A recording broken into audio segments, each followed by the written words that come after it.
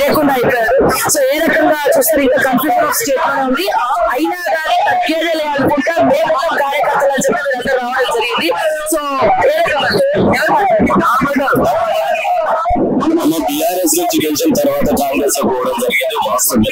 కాంగ్రెస్ లో పోయినంత మాత్రాన ఎక్కడ కూడా కార్యకర్తలు అందరికీ పడలేదు, పడరు కూడా. ఎందుకంటే బీఆర్ఎస్ పార్టీ బలంగా ఉంది. కేసీఆర్ గారి నాయకత్వంలో, ముఖ్యంగా మా మెదక్ జిల్లాకు సంబంధించి హరీష్ అన్న గారి నాయకత్వంలో పెద్ద ఎత్తున మేము ముందుకున్నాం, కార్యకర్తలు ముందుకున్నారు, ముఖ్యంగా నాయకులు కూడా ముందుకున్నారని తెలియజేస్తున్నాం. మా దగ్గర నాయకులు, లీడర్లు, ఎమ్మెల్యేలు, పార్టీలు మారినంత మాత్రాన మా నియోజకవర్గానికి వచ్చిన ముప్పు ఏమి ఉండదు. కార్యకర్తలు అన్ని ముందుండి నడిపిస్తారు. ఖచ్చితంగా కార్యకర్తలు, నాయకులు ముందుండి నడిపిస్తారు. వాస్తవంలో కూడా 1 year అవుతుంది మా ఎమ్మెల్యే గారు పోయి కాంగ్రెస్ పార్టీలో పోయిన తర్వాత ప్రతి ప్రోగ్రామ్ బ్రహ్మాండంగా సక్సెస్ చేసుకుంటూ వస్తున్నాం. ఏ ప్రోగ్రామ్ ఇస్తాం, మొన్న April 27 ఆవిర్భావ దినోత్సవం అంటే బ్రహ్మాండంగా మైత్రిగా నుంచి జనాలు వెళ్ళి ఆ సభను విజయవంతం చేసిన ఘనత మా పడాచూరు నియోజకవర్గ ప్రజలని మీకు తెలియజేస్తాం. ఇప్పుడు కేసీఆర్ గారికి ఇచ్చినటువంటి నోటీసులను ఏ రకంగా మీరు ఖండిస్తా ఉన్నారు? ఎందుకంటే మొట్టమొదటిసారి కేసీఆర్ గారు ఆయన రాజకీయ ప్రస్థానంలోనే ఇది తొలిసారి నోటీస్ ఎదుర్కోవడం, మీ విచారణ ఎదుర్కోవడం అనేది. సో ఏ రకంగా అమ్మ మనకు సామెత ఉంది, మీరు అందరికీ తెలుసు. ఏదైతే పన్నుల చెట్టుకే రాళ్ళ దెబ్బలు అన్నట్టు ఎవరైతే అభివృద్ధి కార్యక్రమాలు చేస్తారో వాళ్ళకి ఇబ్బందులు ఉంటాయి. ఖచ్చితంగా అభివృద్ధి చేయడానికి ఏమి ఇబ్బంది ఉంటుందో వాడు అభివృద్ధి పని చేయడం, మళ్ళీ చేయడం అని అడిగేటప్పుడు ఉండదు. అభివృద్ధి పథకాలు బ్రహ్మాండంగా చేస్తాం. నిజంగా కాళేశ్వరమే ఇంతకుముందు మా శ్రీధర్ అన్నట్టు ప్రపంచంలో పెద్దది ఎత్తైనటువంటి లిఫ్ట్ ఇరిగేషన్ కు సంబంధించిన బ్యారేజ్. అంత మంచి కాళేశ్వరం ప్రాజెక్టు నిర్మించిన ఘనత కేసీఆర్ గారికే దగ్గర. కాళేశ్వరం కాదు కూలేశ్వరం అది అని చెప్పి కాంగ్రెస్ నాయకులు మాట్లాడుతా ఉన్నారు. అండ్ అలాగే దాంట్లో అతిపెద్ద స్కామ్ జరిగింది, కమిషన్లు తిన్నారు హరీష్ రావు కేసీఆర్ దగ్గర నుంచి. మొన్న చూసినట్టయితే 114 మందిలో విచారణలో ఒక ఇంజనీర్ కూడా 500 కోట్ల ఆస్తులు దొరకడం జరిగింది ఏసీబీ రైట్స్. సో దీన్ని ఏ రకంగా చూస్తారు? ఇది కాళేశ్వరం కాదు కూలేశ్వరం అన్న వాళ్ళకి.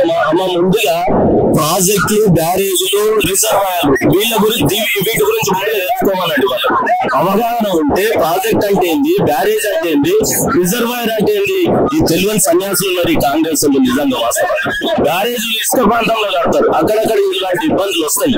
ప్రపంచంలో చాలా తావుట్లో కూడా ఇసుకలో నిర్మించినటువంటి బ్యారేజ్లకు చాలా తావుట్లో ఇబ్బందులు వచ్చినాయి. అవి నిదర్శనం తీసుకోవాలి.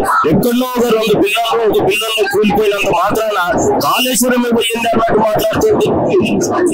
బ్రహ్మాండంగా నిజంగా కాళేశ్వరం కూలిపోయిందని చెప్పేసి రైతులను గోసపెట్టే ఘనత ఈ కాంగ్రెస్ ప్రభుత్వం. ఆ వాటర్ ఇడవక, వాటర్ స్టోరేజ్ చేయక, వాటర్ ఇడవక, రైతులకు సకాలంలో కూడా వాటర్ ఇడవక పాపం ఎంత ఇబ్బందులు పడుతున్నారు ఇలా రైతులు. కాళేశ్వరంకి ఎక్కడ కూడా డోకా లేదు. మనకు వచ్చినటువంటి కేంద్రం నుంచి వచ్చినటువంటి కమిటీ కూడా చెప్పింది కాళేశ్వరం 2 పిల్లలు కుంగినంత మాత్రాన నష్టం లేదని కూడా ఆ కమిషన్ లో మనకి ఇచ్చింది. ఇదంతా కూడా అవాస్తవము. కాళేశ్వరం నుండి ఒక్క చుక్క నీళ్లు కూడా ఎవరికి రావట్లేదు. అవన్నీ కూడా కేసీఆర్ ఫామ్ హౌస్ లోకే వెళ్తా ఉన్నాయి. మేడిగడ్డ కుంగింది, ఎక్కడ కూడా నీళ్లు లేవు. ఇదంతా కూడా అవాస్తవం అని చెప్పి మన ఉత్తమ్ కుమార్ రెడ్డి గారు కూడా కొన్ని వ్యాఖ్యలు చేయడం జరిగింది. సో మీరేమో ఇలా మాట్లాడుతున్నారు. ఉత్తమ్ కుమార్ రెడ్డిని ఏమడుగుతామో ఎప్పుడు అడిగినా ప్రిపేర్ కాలేమని చెప్తాడు. అలాంటి వ్యక్తి దగ్గర సబ్జెక్టు లేని వ్యక్తి దగ్గర ఏం చెప్తే నిజం అనుకుంటే ప్రజలు కూడా గమనిస్తున్నారు. తెలంగాణ ప్రాంతం ఏం జరుగుతుంది, గత కాళేశ్వరం కట్టిన 3 సంవత్సరాలు ఏ విధంగా లిఫ్ట్ ఇరిగేషన్ జరిగింది అనేది ప్రజలు గమనించారు కదా. 3 సంవత్సరాలు పంటలు అయితే తీసారు కదా, ఆ పంటలు తీసిన రైతులకైతే తెలుసు కదా. ఈసారి కాంగ్రెస్ ప్రభుత్వం వచ్చిన తర్వాత ఇక్కడ కూడా అభివృద్ధి కార్యక్రమాలు లేవు కాబట్టి ఏదో ఒకటి కాలక్షేపం జరపాలంటే ఇలాంటి కార్యక్రమాలు తీసుకోవాలన్న ఉద్దేశం మీద ఇవాళ ఆ మహానుభావుని ఆ కేసీఆర్ గారిని తీసుకొచ్చి కమిషన్ ముందు నిలబెట్టడం మన తెలంగాణ సభ్య సమాజం తలదూచుకునేలా ఈ కాంగ్రెస్ ప్రభుత్వం చేస్తున్నట్టు తెలియజేస్తున్నారు. అసంతృప్తిగా లేకపోతే కేసీఆర్ గారి కస్టడీలోకి తీసుకునే అవకాశం ఉంటే బీఆర్ఎస్ కార్యకర్తలు ఏ రకమైనటువంటి పరిస్థితులు ఎదుర్కొంటున్నారు? 13 సంవత్సరాలు ఏ విధంగా ఉద్యమం అయితే చేసారు అంతకన్నా పెద్ద ఎత్తున ఉద్యమం రేగే ఆస్కారం ఉంటుంది కాబట్టి చాలా జాగ్రత్తగా ఇలాంటి నిర్ణయాలు తీసుకోవాలి ప్రభుత్వం కూడా తొందరపడి నిర్ణయాలు తీసుకుంటే మరో ఉద్యమం చేస్తారు కొంచెం వేరే క్వశ్చన్ కాబట్టి కూడా మైపాల్ రెడ్డి బీఆర్ఎస్ నుంచి కాంగ్రెస్ కూడా మైపాల్ రెడ్డి గారు మళ్ళా అతి త్వరలో బీఆర్ఎస్ తీర్థం పుచ్చుకోబోతున్నారు. ఎక్కడ చూసినా బీఆర్ఎస్ మీటింగ్లలో కూడా ఆయన బొమ్మ ఇంకా వేస్తూనే ఉన్నారు. కాంగ్రెస్ లో పనిచేయట్లేదు కానీ బీఆర్ఎస్ లోనే పనిచేస్తున్నారు అని చెప్పి అక్కడ కాంగ్రెస్ కార్యకర్తలు ముచ్చుకుంటా ఉన్నారు. అండ్ అలాగే బీఆర్ఎస్ లోకి రాబోతున్నారని కూడా చెప్తా ఉన్నారు. సో దీన్ని మీరు ఒక బీఆర్ఎస్ పార్టీ పటంచేరు నియోజకవర్గం కార్పొరేటర్ గా ఏ రకంగా అధిష్టాన నిర్ణయాన్ని మేము కాదనేటట్లేదు. ఆ నిర్ణయం ఎట్లుంటే అట్లా స్వాగతిస్తాం. కానీ మీరు అనుకున్నట్లు ఫ్లెక్సీలలో మైపాల్ రెడ్డి గారి ఫోటో వేస్తున్నారు బీఆర్ఎస్ ఫ్లెక్సీ, అది అవాస్తవం. ఎక్కడ కూడా వేయట్లేదు, మేము వేయట్లేదు, మేము పాల్గొనట్లేదు ఆయన కార్యక్రమాల్లో.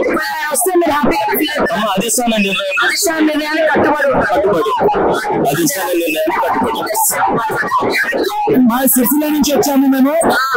ఈ రోజు చెప్తాం కేటీఆర్ కాన్స్టెన్సీ.